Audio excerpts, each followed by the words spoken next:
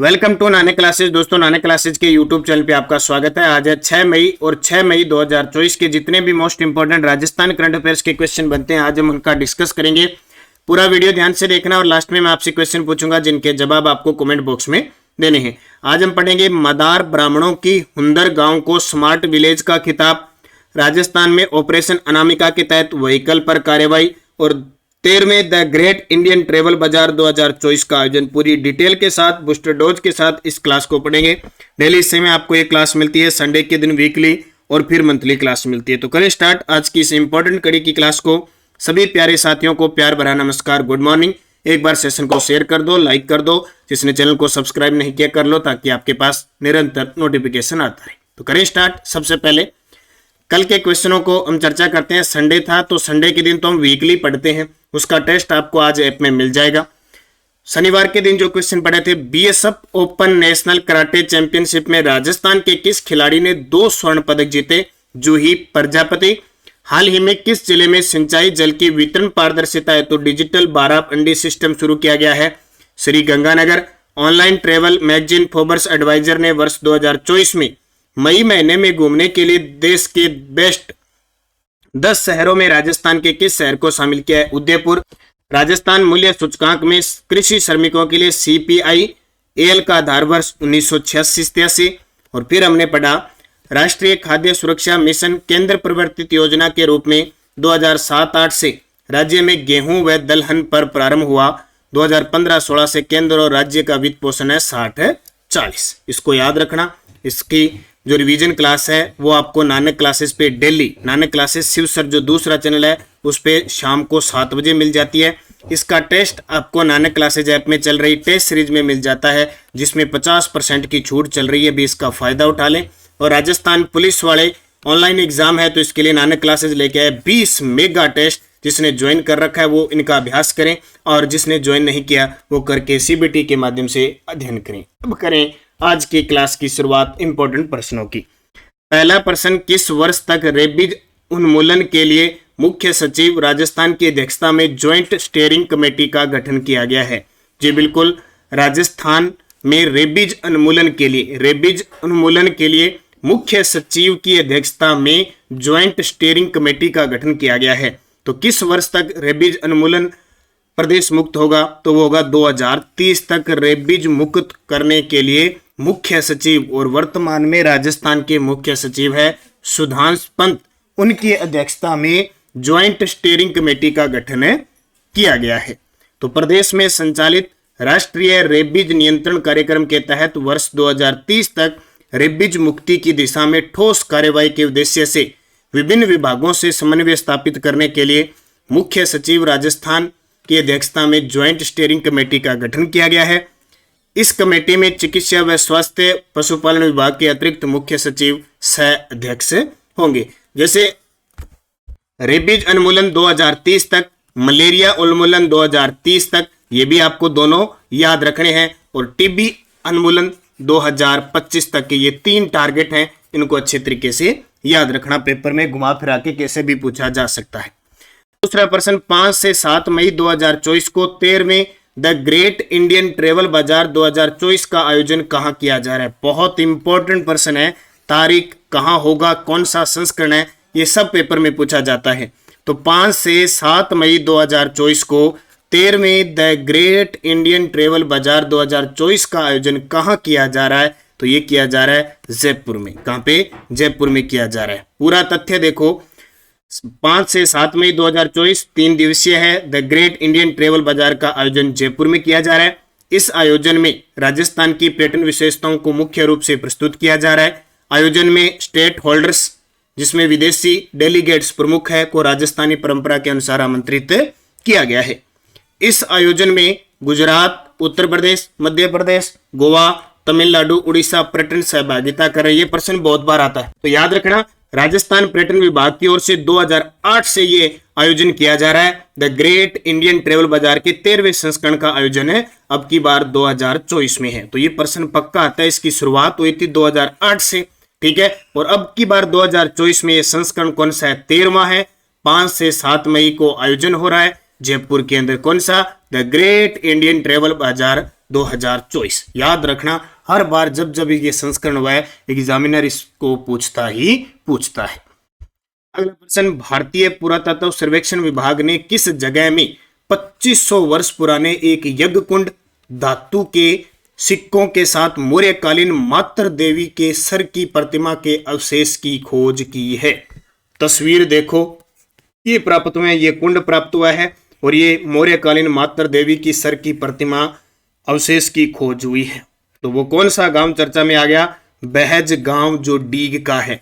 बहज गांव है जो डीग का है। जैसे देवीकोट गांव के अंदर प्लांट लग रहा है और नांदसी गांव पुनर्मतदान हुआ था। पीपला जजिया गांव जैसलमेर के अंदर वो टोही विमान क्रैश हुआ था। उसी प्रकार बहज गांव डीग जो जिला है उसके अंदर मौर्यकालीन मातृ देवी के सर की प्रतिमा के अवशेष, एक यज्ञ कुंड, धातु के सिक्कों के साथ ये चीजें प्राप्त हुई। और जब जब अवशेष मिला है पेपर में क्वेश्चन आता ही आता है।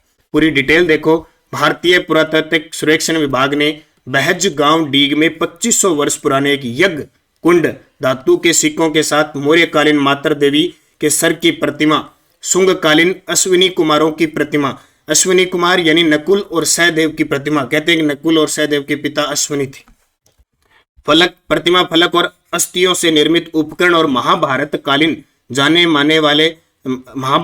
माने जाने वाले मिट्टी के बर्तनों के अवशेष की खोज की है। तो याद रखना, बहज गांव डीग, एक दिन अपने जितने भी राजस्थान के पिछले 6 महीने के गांव चर्चा में है ना, उन गांवों की सारों की चर्चा करेंगे एक वीडियो के माध्यम से। ये 2-3 दिनों में मुझे याद दिलवा देना, क्योंकि इतना व्यस्तता होती है कि भूल जाते हैं कोई काम कहने के बाद। तो आप थोड़ा याद करवा दिया करो कि सर इसकी क्लास लेनी है, तो मैं उसी के अकॉर्डिंग आपको देता रहूं। डिलीवरी ने राजस्थान के किस जिले में पूर्ण रूप से महिला संचालित लॉजिस्टिक हब का अनावरण किया है? देखो ये डिलीवरी वाले होते हैं ना, डिलीवरी वाले यानी वो, तो डिलीवरी ने राजस्थान के किस जिले में पूर्ण रूप से महिला संचालित लॉजिस्टिक्स हब का अनावरण किया है? ये देश का दूसरा हब है जिसका अनावरण अपने राजस्थान के अंदर सीकर के अंदर किया गया है। देखो, लॉजिस्टिक सेवा प्रदाता डिलीवरी ने पंजाब के मोगा केंद्र के बाद राजस्थान के सीकर में अपना दूसरा महिला केंद्रित केंद्र स्थापित किया है, जिससे इस साल मार्च में 100% महिला प्रतिबंधित केंद्र में बदल दिया गया है। सीकर में प्रशासन, संचालन और सुरक्षा सहित सभी कार्यों की जिम्मेवारी महिलाओं की होगी। जिस प्रकार अपने गांधी नगर जो स्टेशन है, रेलवे स्टेशन, वो पूर्ण रूप से महिलाओं द्वारा संचालित है, उसका प्रशासन, संचालन, सुरक्षा का काम। उसी प्रकार लॉजिस्टिक सेवा प्रदाता डिलीवरी ने पंजाब के मोगा केंद्र के बाद राजस्थान के सीकर में अपना दूसरा महिला केंद्रित केंद्र शुरू किया, यानी सब उसमें महिलाएं काम करेगी। अब बात आई है थोड़ी सी सीकर जिले की। किसकी? सीकर जिले की। तो 2-3 बातें सीकर की याद रखना। सीकर जिले, सबसे पहले तो सीकर जिला बन गया संभाग। पहले सीकर आता था जयपुर संभाग के अंदर, अब खुद संभाग बन गया, तो सीकर में शेखावटी क्षेत्र का परचम हो गया। सीकर जिले का रोहिल गांव या रोयल गांव है, वो वहां पे यूरेनियम प्रोजेक्ट, पहला देश का यूरेनियम प्रोजेक्ट स्थापित किया गया है। सीकर जिले में बास्केटबॉल अकादमी स्थापित की जाएगी। और सीकर जिले के शिशुपाल बगड़िया जो कोंगो के अंदर शहीद हुए थे, इन्हें मरणोपरांत राष्ट्रपति वीरता पदक से सम्मानित किया गया। इसके अलावा सीकर की बात करें तो सीकर का रेवासा जो है ना, रेवासा सीकर के अंदर वैदिक कॉलेज का निर्माण किया जाएगा। और शेखावटी का पहला और राजस्थान का 7वां रोपवे भी संचालित, जो काजल शिखर माता मंदिर है वहां संचालित है। इसके अलावा अब की बार वाला 9 से 11 मार्च 2023 को शेखावटी उत्सव का आयोजन लक्ष्मणगढ़ सीकर में किया गया। और प्रदेश का 5वां बहुउद्देशीय ग्रामीण हाट बाजार ठिकरिया सीकर में नाबार्ड के द्वारा तैयार किया गया है। इतनी बात सीकर की याद रखनी है, तो ये आपको याद रखना है। अगला प्रश्न देखो, राजस्थान में काले शीशे लगी गाड़ियां और बिना नंबरी गाड़ियों के खिलाफ कार्रवाई के लिए कौन सा ऑपरेशन चलाया जा रहा है? तो आए दिन कोई ना कोई अभियान, ऑपरेशन चलाए जा रहे हैं और मैंने एक वीडियो के माध्यम से आपको सारे दे दिए। काले शीशे लगी गाड़ियां, और देखो काले शीशों पर लगी गाड़ियों में कई गाने भी आ गए। ये जो गाने आते हैं, रील्स वगैरह बनते हैं ना, उससे ज्यादा ये छा जाती है। एक तो काले शीशे लगी गाड़ियां और बिना नंबरी गाड़ियों के खिलाफ कार्रवाई के लिए कौन सा ऑपरेशन चलाया जा रहा है? ऑपरेशन अनामिका। राजस्थान के अंदर ऑपरेशन अनामिका के तहत काले शीशे लगी गाड़ियां और बिना नंबरी गाड़ियों के खिलाफ कार्रवाई की जा रही है। तो देखो काले शीशे होने नहीं चाहिए, इससे वारदातें बहुत होती है, अपराध बढ़ने के सबसे ज्यादा चांसेस रहते हैं। तो राजस्थान, ठीक है, राजस्थान में काले शीशे लगी गाड़ियां और बिना नंबरी गाड़ियों के खिलाफ कार्रवाई के लिए कौन सा चलाया जा रहा है? ऑपरेशन अनामिका चलाया जा रहा है। कुछ पिछले 6 महीने में कुछ अभियान व ऑपरेशन चलाए गए, उनको एक सरसरी नजर से देख लेते हैं। मादक पदार्थ, शराब और हथियारों की तस्करी हेतु ऑपरेशन क्लीन स्वीप श्रीगंगानगर में चलाया जा रहा है। यशस्वी सरपंच अभियान की शुरुआत किसके द्वारा की गई? UltraTech cement Rajasthan Patrika. और अभी आपको पता है कि हाईकोर्ट ने, सुप्रीम कोर्ट ने शायद कि राजस्थान के अंदर बाल विवाह के लिए किसको दोषी ठहराया है, किसको जिम्मेदार ठहराया है? सरपंच को ठहराया है, वो भी याद रखना। 15 फरवरी 2024 से राज्य सरकार द्वारा मिलावटखोरी पर अंकुश लगाने के लिए कौन सा अभियान शुरू किया गया? शुद्ध आहार मिलावट पर वार। और चंबल नदी को साफ करने के लिए राजस्थान एनसीसी बटालियन द्वारा पुनीत सागर अभियान आयोजित किया। अगला प्रश्न देखो, उसके बाद देखो 17 से 18 अगस्त 2023 को छेड़छाड़ की घटनाओं पर अंकुश लगाने हेतु राज्य में किस अभियान की शुरुआत हुई है? ऑपरेशन गरिमा और ऑपरेशन निर्भय चलाया जा रहा है। अभी धरपकड़, चुनावी माहौल है, लोकसभा चुनाव का, अपराधियों की धरपकड़ के लिए भरतपुर रेंज ने। साइबर फ्रॉड रोकने के लिए कौन सा ऑपरेशन चलाया गया है? साइबर वज्र प्रहार 1.0। और बंसीपुर पहाड़पुर के गुलाबी पत्थर और बंद बरेठा वन्य जीव अभ्यारण्य में अवैध खनन के खिलाफ कौन सा ऑपरेशन अरावली शुरू किया गया है? ये भरतपुर में। और ये साइबर वाला कहानी है ना, कि साइबर जो ठगी करते हैं ना, ये साइबर किसी भी प्रकार की ठगी कर सकते हैं। अभी एक नया ट्रेंड चला है, आपने देखा होगा, मैंने वैसे टेलीग्राम पे डाल दिया। कौन सा? कि साइबर फ्रॉड वाले, ये कोविशील्ड वाला कहानी चल रही है ना, लोग डर रहे हैं कोरोना वैक्सीन, वो कहेंगे 1 दबाओ 2 दबाओ, विकल्प नहीं है तो 2 दबाओ। उससे क्या, मोबाइल आपका ऑटोमेटिक हैंग हो जाएगा और आपकी जितनी डिटेल है वो गायब हो जाएगी और बैंक से पैसे उड़ जाएंगे। तो ये बच के रहना साइबर ठगी से, तो खास करके। उसके अलावा प्रशासन द्वारा ऑपरेशन समानता कहाँ चलाया गया? बूंदी के अंदर। ऑपरेशन समानता बूंदी के अंदर। और जो ट्रांसजेंडर है उनको समाज की मुख्य धारा से जोड़ने के लिए ऑपरेशन स्माइल शुरू किया गया है। तो ये कुछ अभियान ऑपरेशन है जो अक्सर पेपर में आपसे आने वाले एग्जाम में पूछेंगे, ये सारा ताजा अपडेट के साथ है। अगला देखो, मदार गांव ब्राह्मणों की हुंदर गांव को स्मार्ट विलेज का खिताब दिया गया, इन्हें किस विद्यालय के द्वारा गोद लिया गया था? मदार गांव और ब्राह्मणों की हुंदर गांव, ये उदयपुर केंद्र है, इन गांवों को स्मार्ट विलेज का हाल ही में खिताब दिया गया है। इन्हें किस विश्वविद्यालय के द्वारा गोद लिया गया था? तो महाराणा प्रताप कृषि व प्रौद्योगिकी विश्वविद्यालय उदयपुर के द्वारा गोद लिया गया था।